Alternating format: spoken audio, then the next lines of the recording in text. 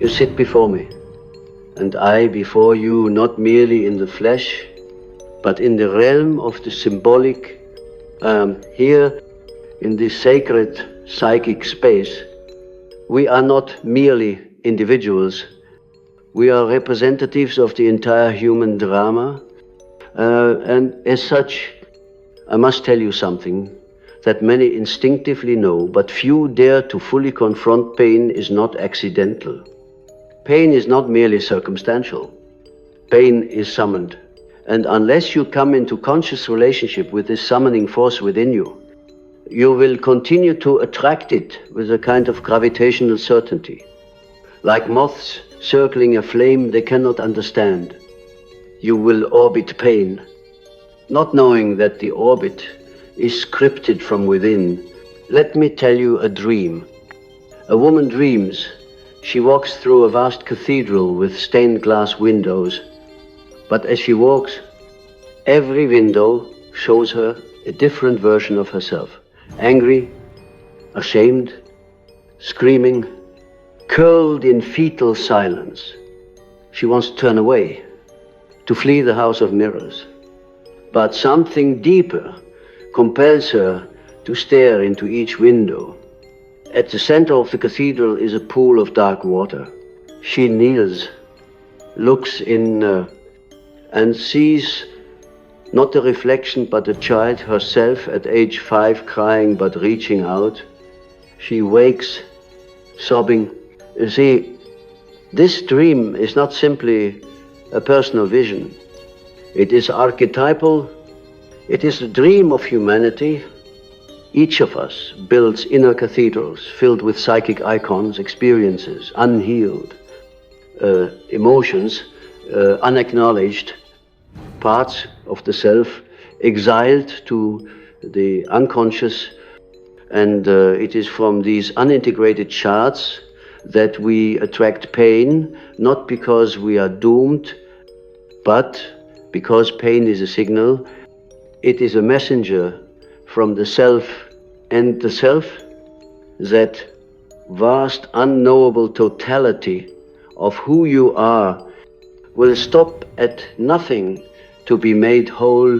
Pain is not random. It is a law of psychic compensation.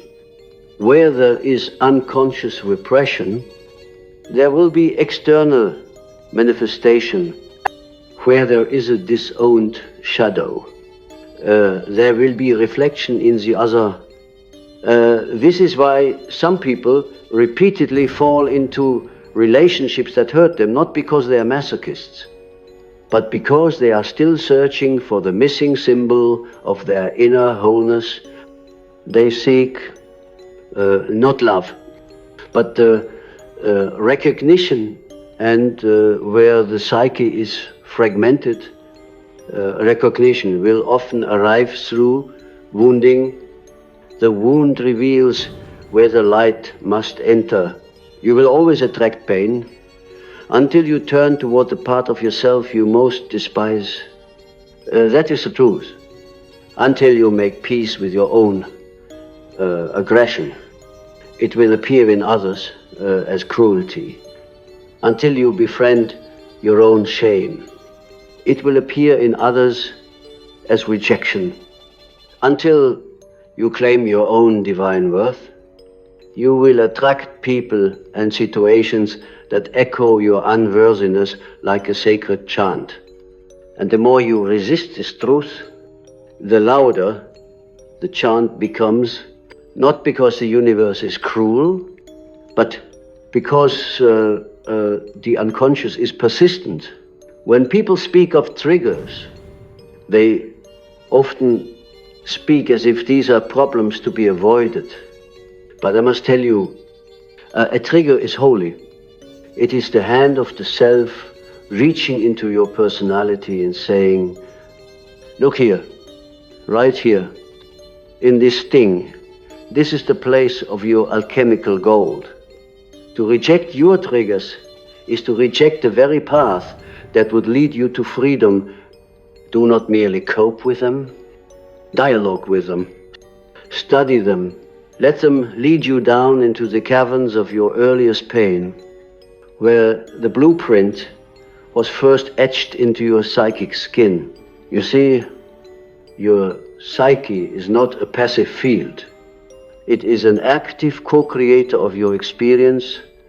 What you call attraction is often a magnetic pulling of outer circumstances that match your inner unresolved themes. And these are not punishments. They are revelations. The man who constantly finds himself undermined at work may carry within him a father complex, the silent belief that he must always prove his worth. The woman who repeatedly finds herself abandoned in love may carry the ancient story of her mother's abandonment. Passed down like an heirloom, these complexes are living things. They have energy, autonomy, desire.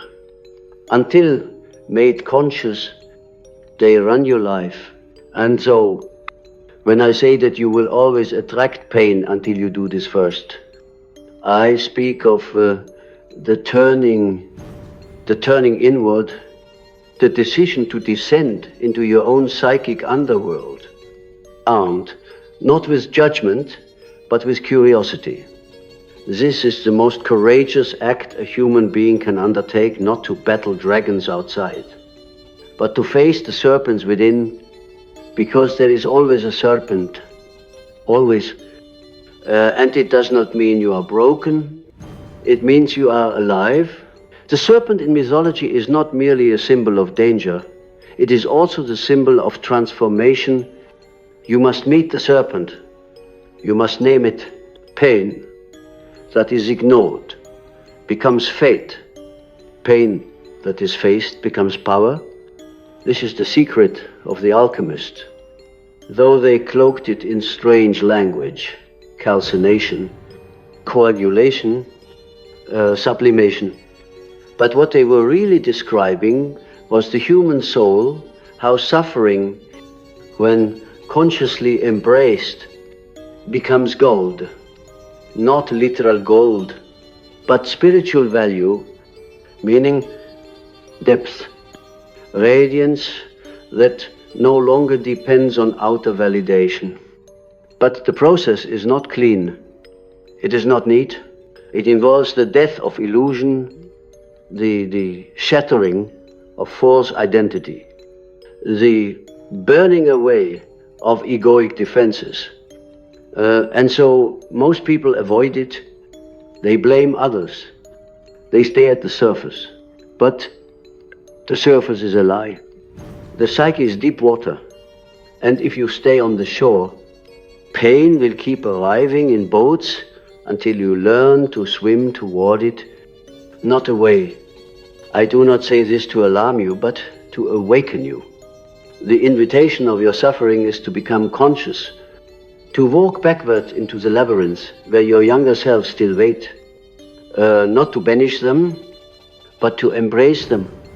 Each time you do, you retrieve a piece of your power, a fragment of your wholeness, and the less fragmented you are, the less pain you will attract. Do not misunderstand me. Pain is not eliminated through spiritual bypassing or positive thinking. The unconscious does not respond to affirmations. It responds to attention. It responds to integration. And so you must feel what you have not felt. You must weep where you have gone dry. You must rage where you have gone silent. You must remember what you have spent a lifetime trying to forget. But in that remembrance, you will also remember your dignity, your divinity, your capacity to endure and transform. Imagine a man who dreams of being trapped in a house with a howling child locked in the attic. Every night he dreams this, and every morning he dismisses it. But the child grows louder. Eventually, he opens the attic door. Trembling, he finds not a demon, but himself as a boy, neglected, confused, desperate for presence, that boy is his soul. And until he opens the door, his life will be filled with situations that echo, that scream neglected relationships, self-sabotage, unexplained sadness. When he embraces that boy, the dream ends. The house becomes silent. Peace enters, not because life has changed, but because he has, this is the psychic task before each of us, you will attract pain until you become the parent to your own inner orphan. You will attract betrayal until you recognize how you have betrayed your own needs. You will attract scarcity until you honor your birthright to exist abundantly, not in money alone, but in spirit. And make no mistake, these patterns are not easily broken. They are often ancestral. They are woven through your bloodline like invisible threads, passed down through silence, shame, and secrets. But they are not unchangeable.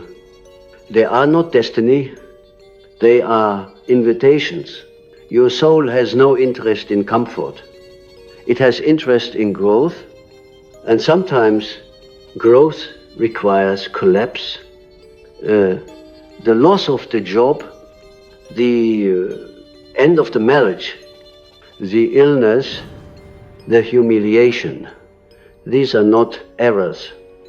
These are thresholds, rites of passage, initiations into deeper authenticity, but only if you read them symbolically, only if you dare to ask, what is this trying to teach me about myself, not about the other, not about society, about me.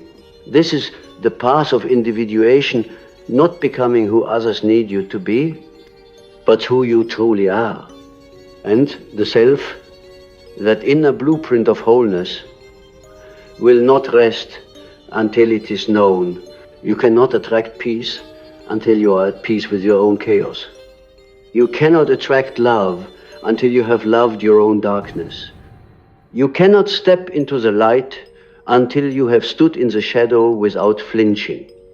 And this is the work, not a weekend workshop, a life journey. The sacred art of becoming who you were always meant to be before the world told you otherwise. And every painful pattern is a breadcrumb, a clue, a whisper from the gods of your own unconscious calling you home. And so I say again, you will always attract pain until you do this first, until you bow to the part of yourself you have rejected, until you no longer fear the mirror, until the cry in the attic becomes a song, until the cathedral of your psyche no longer displays only suffering, but also radiance, until you remember you were never broken, only buried. And now is the time to rise. But rising does not begin with a leap. It begins with a stillness, a listening, a sacred pause in which you no longer rush to fix or to flee, but to feel. The modern world has taught you to anesthetize your pain through entertainment, through achievement, through consumption. But the soul does not respond to distraction. It waits in the silence between your thoughts, in the tightness of your throat, in the ache in your chest that has no medical diagnosis. That ache is the song of your unlived life. And until you sing it, pain will keep playing the melody on your behalf. Let us not pretend that the unconscious is a gentle tutor. No, it can be fierce. It will summon dreams of falling, drowning, burning symbols of the ego's dissolution. And that is precisely the point. The ego must be dismantled, not because it is evil, But because it is incomplete, the ego believes you are merely your name, your job, your personality, but the self knows better. The self is the totality of your being, conscious and unconscious, light and shadow, past and future. And when the self is ignored, it erupts through suffering. It floods the system to demand recognition. The individuation process is not a straight line. It is a spiral. You will revisit the same wound many times. Each time with greater clarity, just as the seasons return, but never quite the same. So too does your pain return to show you what still remains in shadow. The danger is not in repetition. The danger is in interpretation. If you believe the repetition means you are failing, you will despair. But if you understand it as refinement, as deepening, as sacred circularity, you will persevere. And that perseverance is the fire that forges a soul. I have seen this fire in the eyes of patients who arrived broken but left burning with newfound light. Not because their lives became easier, but because their perception became symbolic. When the psyche is seen not as a problem to be solved, but as a mystery to be honored, healing begins. The man who once feared commitment because he had watched his father abandon his mother, now understands that he was not merely avoiding women, he was avoiding his own vulnerability. He was avoiding the child inside who believed love would always end in departure. Once he held that child, not metaphorically, but viscerally, the pattern began to shift. And this is what I urge you to do. Hold your inner figures, not just conceptually, but emotionally, with the patience of a gardener who knows that roots grow in darkness, with the reverence of a mystic who knows that God often wears the mask of a wound, because your inner world is populated with archetypes: the child, the mother, the shadow, the trickster, the hero, the anima and animus. These are not abstract ideas. They are psychic realities inherited through the collective unconscious. They live within you, whether you know their names or not. And they are always active.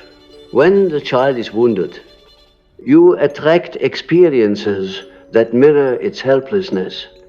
When the shadow is rejected, it emerges in your partner, your enemies, your projections. When the anima or animus is undeveloped, you find yourself lost in fantasy, addicted to idealized love that cannot sustain real intimacy. Each archetype, when unconscious, binds you, but when integrated, it liberates you. That is the spiritual task, to turn the prison of your patterns into the temple of your transformation. And the key lies in consciousness, in seeing fully and without denial. I do not speak of surface level awareness. I speak of the kind of seeing that happens in the middle of the night when the ego is asleep and the soul whispers, there is more to you, more to your pain, more to your purpose. But to access that more, you must become symbol literate. You must read your life like a dream. Because in truth, it is a dream co-created by your unconscious material. The people you attract are dream figures. The events, dream sequences. And you are both the dreamer and the dreamed, the one who suffers and the one who holds the suffering.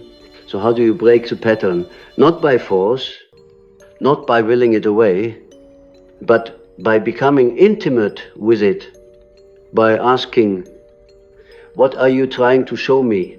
And then listening, not with your mind, but with your body, your breath, your bones. The body is the oldest part of the psyche. It remembers what the mind forgets. Trauma is stored in posture, in tension, in disease. And healing begins when you treat the body as a sacred text, not a problem to be corrected. Pain in the stomach may be the voice of shame. Tightness in the chest may be uncried grief. Numbness may be the freeze response of a soul who was never allowed to speak. When you listen, you reclaim your power, not the power of dominance, but the power of presence. The power to say, I see you, to the parts of yourself that have lived in hiding. And when you do this, you break the spell. Because you are under a spell, make no mistake, the spell of childhood narratives, cultural conditioning, ancestral burdens. These form your psychic matrix, and unless questioned, they rule you. But they can be rewritten. Nuteras et rewritten, the child who was neglected becomes the adult who nurtures. The woman who was silenced becomes the voice of truth. The man who was bullied becomes the protector of his own soul. This is the alchemy of selfhood, the transmutation of pain into wisdom, of shadow into radiance. But it is not instant. It requires what the ancients called temenos, a sacred space for the work to unfold. This space can be a therapy room, a journal, a forest, a dream. What matters is your intention to enter into dialogue with your life, to treat every heartbreak as a hermetic manuscript, every trigger as a glyph, every loss as a sacred rite. In doing so, you do the one thing that stops pain from repeating. You learn its language. And in learning, you change. Subtly at first. Perhaps you stop blaming and start reflecting. Perhaps you catch your old reaction just before it emerges and choose presence instead. Perhaps you feel the grief and do not run. These small moments are revolutions, because each time you interrupt the pattern, you send a signal to the unconscious. I'm ready. I am no longer a puppet of my past. I am the author now, not of events, but of meaning. And meaning, my friends, is what transmutes suffering into significance. We do not suffer most from pain itself, but from the lack of meaning attached to it. A meaningless wound festers. A meaningful wound heals. Not because it disappears, but because it becomes integrated. It becomes a scar. And a scar is not a shame, it is a symbol. A symbol that says, I went into the darkness and I did not die. I returned with something holy. That is the myth of the hero's journey, but you are not meant to stay the hero forever. Eventually, you become the elder, the healer, the one who holds the lantern for others. But you can only hold the lantern once you have walked through the dark. And so I ask you now, not as a guru, but as a fellow traveler, what pain continues to revisit you?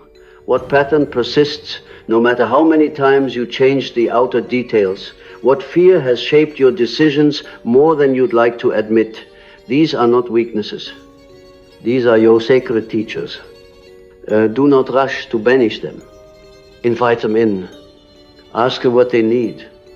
Hold them like old friends who have been waiting at your threshold. Because the moment you do, you begin to change the story.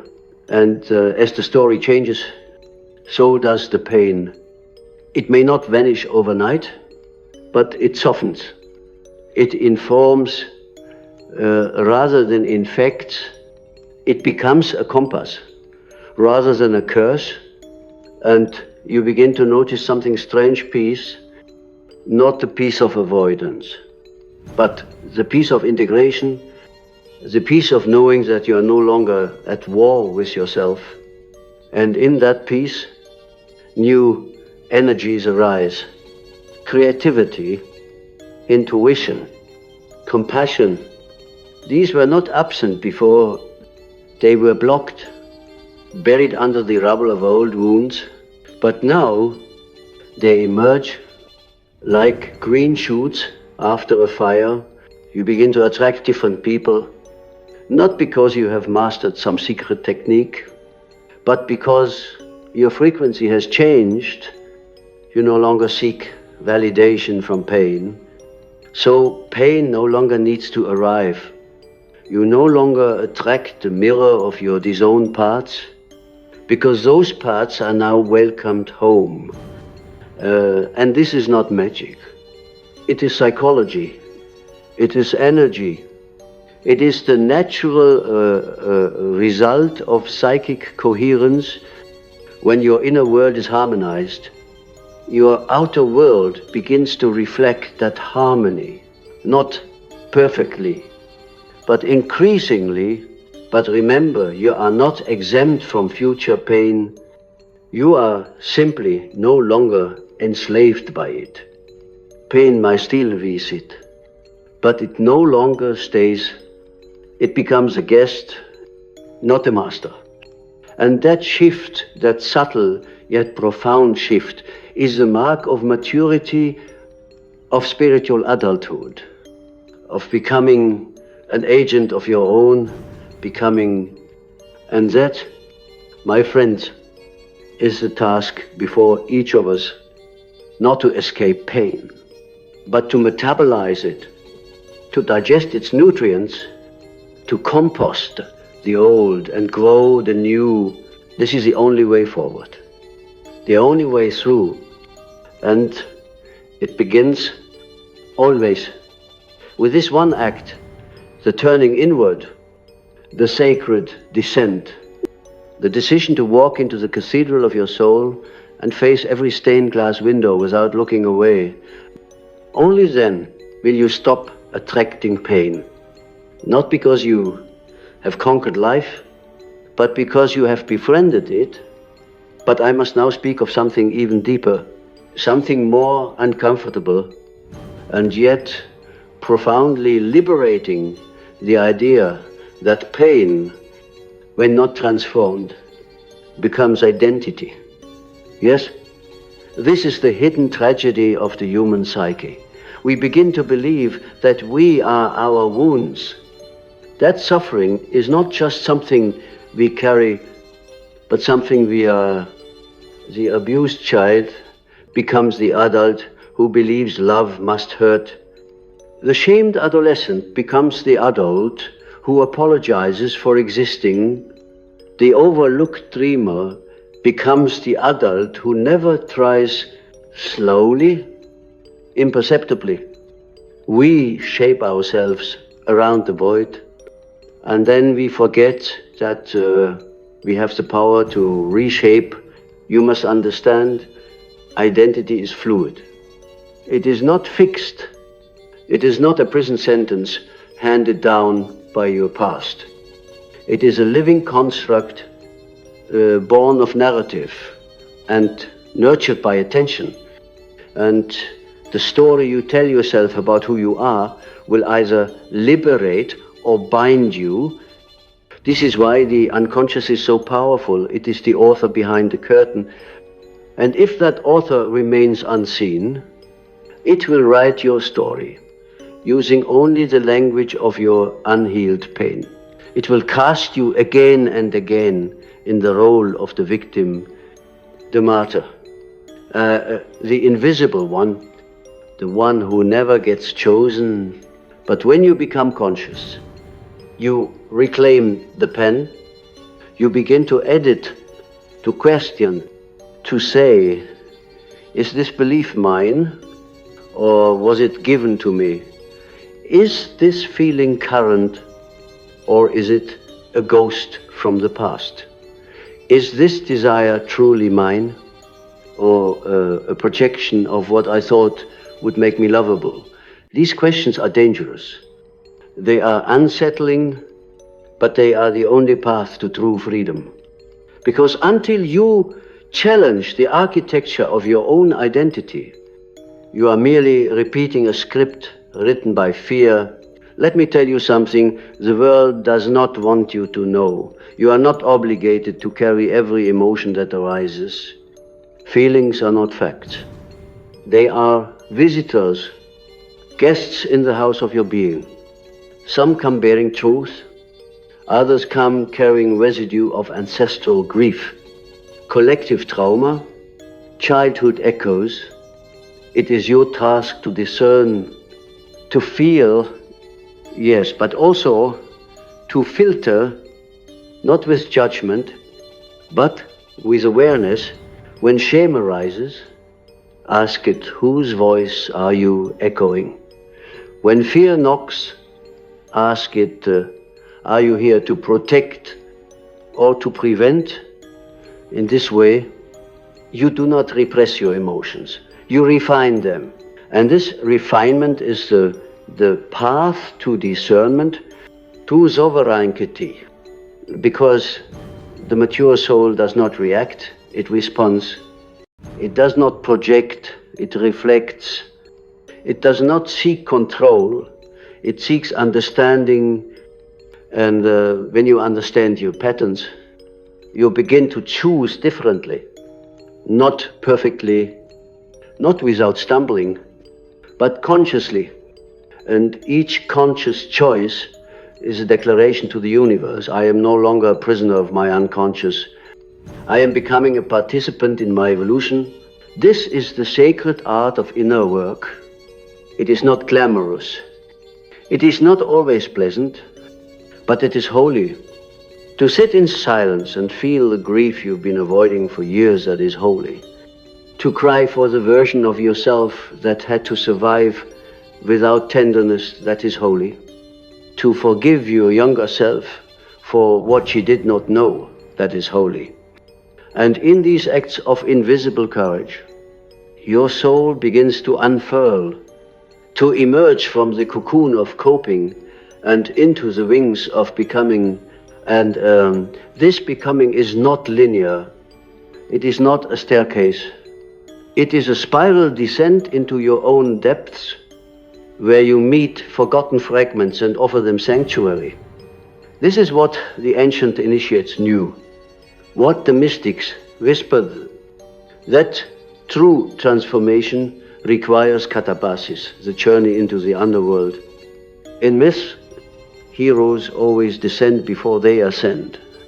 Orpheus, Inanna, Christ, they all go down into the dark before returning with light. So must you, but unlike the myths, you are not alone. You carry within you the archetype of the guide, the inner Hermes, the wise old man or woman who watches over your descent. This is your intuition, your higher knowing, the part of you that knows deeply, wordlessly, that pain is not the end. It is the threshold. And if you listen, truly listen, it will lead you not into despair, but into rebirth. The soul does not care for perfection. It seeks wholeness. And wholeness includes the mess, the contradiction, the paradox. You are both strong and fragile, both luminous and shadowed, both divine and deeply human. And when you embrace this, when you stop trying to be one-dimensional, the war inside you begins to end. You begin to live from the center, not from extremes.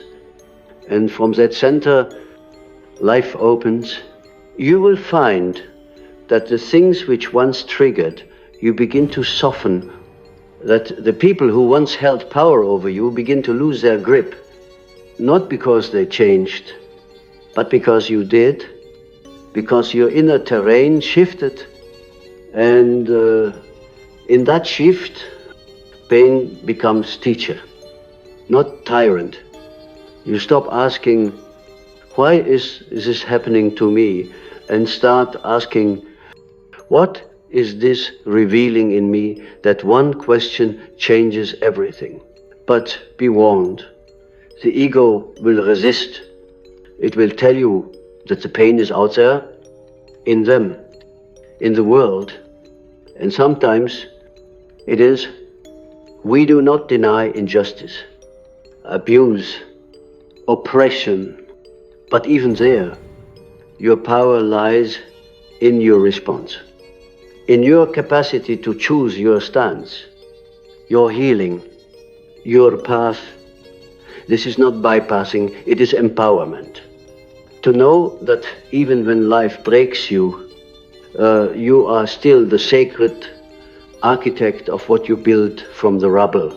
You see, pain is not the enemy. The refusal to face it is repression créate distorsion, and distortion creates projection, and projection creates cycles, but consciousness interrupts. It says, wait, let me feel this, let me hold this, let me not pass this on to another generation. That, my friends, is ancestral healing, not incense and chants alone, but choices, boundaries, self-compassion. The decision to end with you what has traveled through many before you. This is the revolution, not in the streets, but in the soul. And it begins with turning toward your own suffering with new eyes, with symbolic eyes, with eyes that say, there is wisdom here. Let me find it. Because I promise you, beneath every repeating pattern is a sacred contract. A lesson your soul came here to learn, and when you learn it, truly integrate it, the pattern dissolves, not by force, but by fulfillment. What is no longer needed, no longer stays. You must understand this. Your psyche is intelligent, brilliant. Even it repeats not to torment you, but to teach you. It brings back the same kind of person, the same emotional script, same sabotage, not as punishment, but as an invitation to choose differently, to rewrite the story, to rescue the part of you that still believes pain is normal, to show your nervous system that peace is not boring, it is safe, it is real. And when you do this, when you truly do this, you become free, not from life, but from the false self. The mask, the survival identity, and beneath that mask is someone astonishing you, the real you, the one who does not attract pain because they believe they deserve it, but who meets pain with presence and lets it pass. The one who honors their own needs without shame, who loves without losing themselves, who walks into the world no longer seeking rescue, but offering radiance. This is the fruit of the inner journey. Not just healing, but transformation, not just freedom from pain, but alignment with soul. And in that alignment, you become magnetic, but not to drama, not to chaos. You become magnetic to peace, to depth, to people and places that mirror your new frequency. And that to is not a miracle. It is resonance. Energy meets energy. What you embody, you attract. So I leave you with this. The pain you've been repeating is not a sentence, it is a symbol, a doorway, a guide, and you will continue to attract it until you learn to bless it, to bow to it, to extract from it the truth about who you used to be, and then let it go. Not with resentment, with reverence, because without that pain, you would not have begun this path. And this path, this beautiful, brutal, luminous path is leading you home. Let me whisper now what cannot be shouted. The soul does not crave the end of pain, it craves the integration of it. You think your suffering is something to discard, to eliminate, to surgically remove from the architecture of your being, but in truth, it is one of your oldest companions. It has walked beside you in silence, not as a saboteur, but as a guide. Its hands are rough, yes, its voice, at times, deafening, but in its strange and uncompromising way. It has kept you honest. It has revealed the places in you still bound by illusion. It has pulled back the curtain of who you pretend to be and begged you to remember who you are. And who are you? You are not the pain. You are the presence around the pain. You are not the wound. You are the awareness that holds the wound with tenderness, with patience, with awe. You are the temple into which all fragments return, not to be shamed, but to be sanctified. But to become that temple, you must stay when the old pattern arises, stay when your mind scrambles to find fault in others, stay when your chest tightens and your instincts scream to run, because in that staying, the alchemy begins. And what is alchemy, really, but the decision to let what hurts become what heals. We must speak now of the shadow, not as the villain, but as the keeper of power. Every part of yourself you've buried is not dead. It is dreaming, waiting. And when you repress it, it leaks. It leaks through sabotage, projection, illness, addiction, chronic anxiety. It leaks in the form of people who mistreat you, who mirror your self-hatred, who call forward your rage. And you believe it is happening to you, when in fact, it is happening for you. To make conscious what has been unconscious, to bring to the surface what you once banished. And so the shadow comes not to destroy, but to demand reunion. You will always attract pain until you invite the shadow to sit beside you and say, tell me your name. You must become an initiator into your own underworld. There is no one else who can lead you there, no savior, no lover, no healer can walk the labyrinth for you. They may shine a light, but it is your steps, your descent, your trembling honesty that opens the final door. And when you walk through it, you will not be greeted by demons. You will be greeted by memories, images, versions of yourself you disowned. The girl who stopped laughing when she was shamed for being loud. The boy who stopped feeling when he was told tears made him weak. The teenager who turned numb so they would not be left again. These are not your flaws. These are your initiates, your soul's apprentis. Bring them back, let them speak, let them grieve, Let them unfreeze and dance. Because what is healing, if not thawing, you see, trauma is not only what happened to you, it is what didn't happen. The love you didn't receive, the safety you didn't feel, the truth you weren't allowed to speak. And when those needs go unmet, we internalize a lie that we are too much or not enough. And then we begin to attract experiences that confirm that lie, not because it is true, but because it is familiar. And the psyche will always seek familiarity over freedom until you intervene.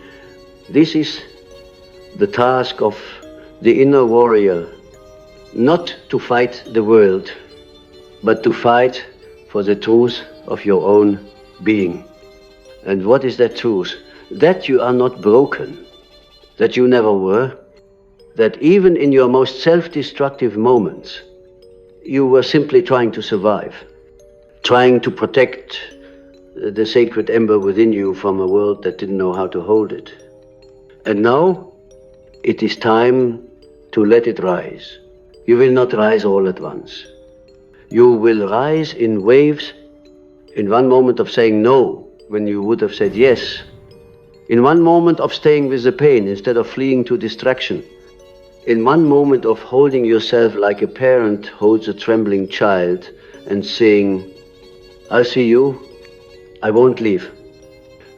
These are small moments, but they are the moments that tilt the axis of your life. And then something curious happens. The more you hold yourself, the less you need others to do it for you. The more you validate your worth, the less you chase it in unavailable places. The more you listen to your inner world, the more external noise becomes irrelevant. This is not arrogance. It is alignment. It is what happens when you are no longer outsourcing your identity. You become rooted, not in rigidity, but in truth. You know what you need, what you desire, what you will no longer tolerate.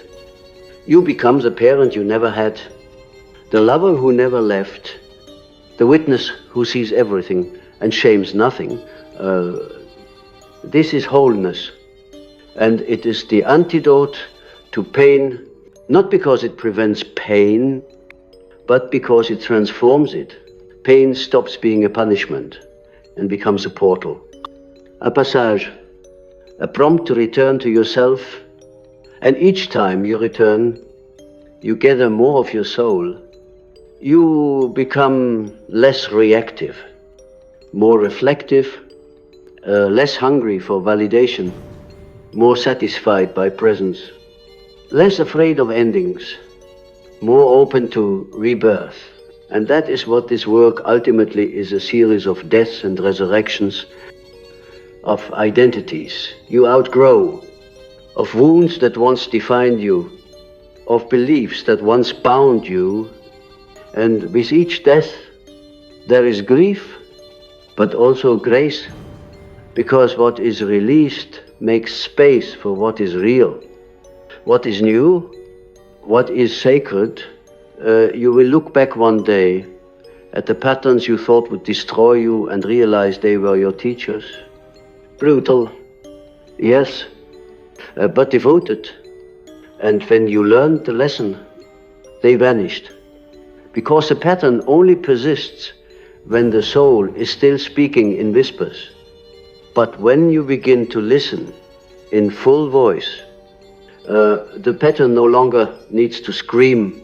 You will attract pain only until you attract presence, until your nervous system learns that peace is safe, that joy is sustainable, that love does not have to be earned through suffering.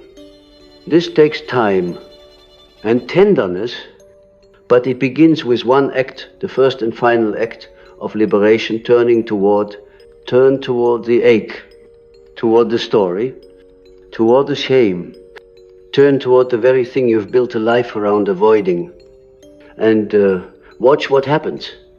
watch how the monster becomes a message, how the trigger becomes a teacher, how the pain, once named, becomes a prayer that says, I am no longer afraid to see myself, and in seeing, I am healed. And in healing, I remember I was never here to suffer endlessly. I was here to reclaim myself from the ashes of my forgetting. That is the journey. That is the truth behind the title. That is what you must do first before anything else if you ever wish to stop attracting pain